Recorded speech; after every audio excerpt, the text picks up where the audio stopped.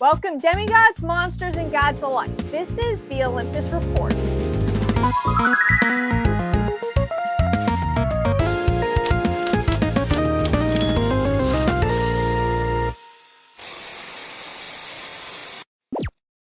I finished the new Riordanverse book, The Sun and the Star, a Nico Di Angelo adventure.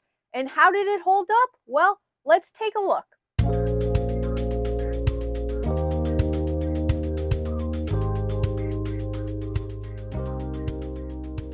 The Sun and the Star is the first book in the Riordanverse that is told from Nico Di Angelo's perspective, but is also told from Will Solis's perspective.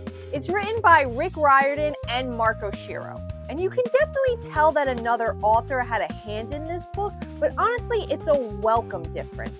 While the book is slightly different, it is still very much a Riordanverse story, and I feel this is what Rick wanted, because if he wanted it to be like all his other books, why would he bring on a new author?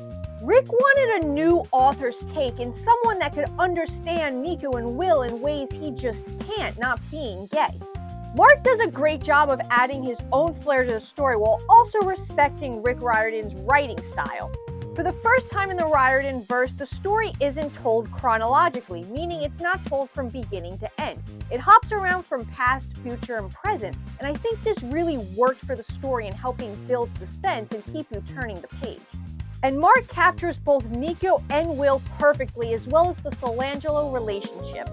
Like I said, Mark does a really great job of understanding and writing both Nico and Will, but for the first time, Will is finally fleshed out in the story and is given significant character development. And I'm so glad this character was finally given some time to shine.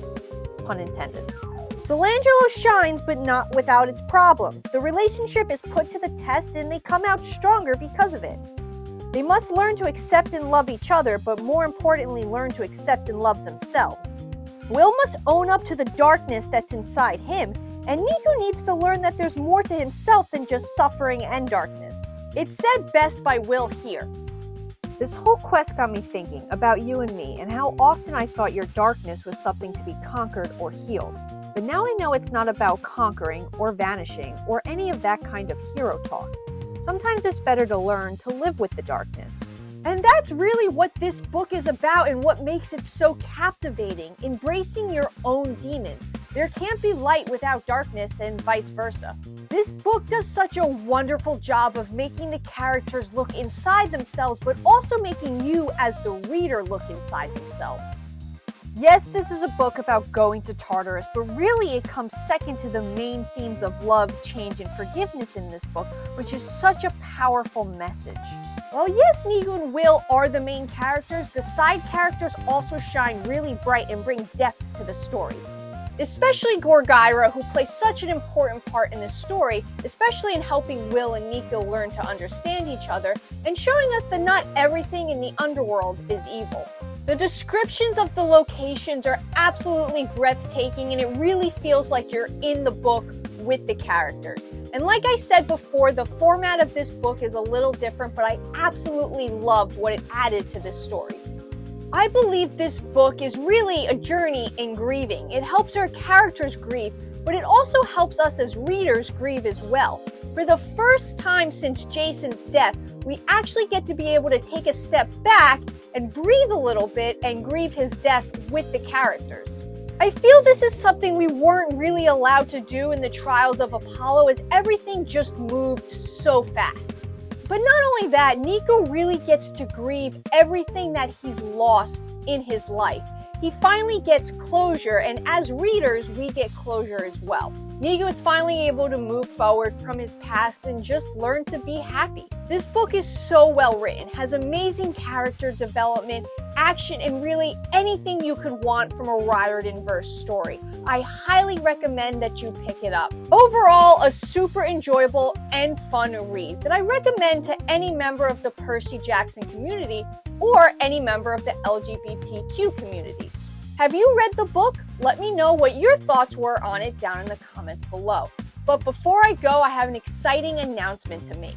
To celebrate the release of The Sun and the Star, I'm going to be doing a giveaway for a signed copy of the Barnes & Noble exclusive The Sun and the Star. It's signed by Rick Riordan and Marco Shiro and comes with the Barnes & Noble exclusive poster in the back.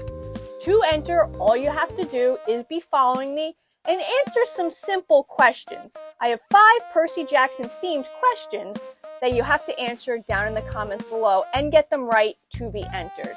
Are you ready? Here's question 1. What book was Nico Di Angelo introduced? Question 2. How many times does Lester Papadopoulos fall into a dumpster? Question 3. Which goddess did Jason make a promise to include minor gods in shrines at Camp Half-Blood and Camp Jupiter? Question 4. Which animal did Commodus weaponize in the Dark Prophecy? Question 5. Which book was Will Soulless introduced? Good luck, Half-Blood. So make sure you do your research and get those answers in the comments below to be entered into the giveaway drawing. The giveaway will run through June, so July 1st will be the last day to enter, where I will then announce the winner. So once again, good luck, Half-Bloods. But until then, I'm signing off. And please always remember to stay safe.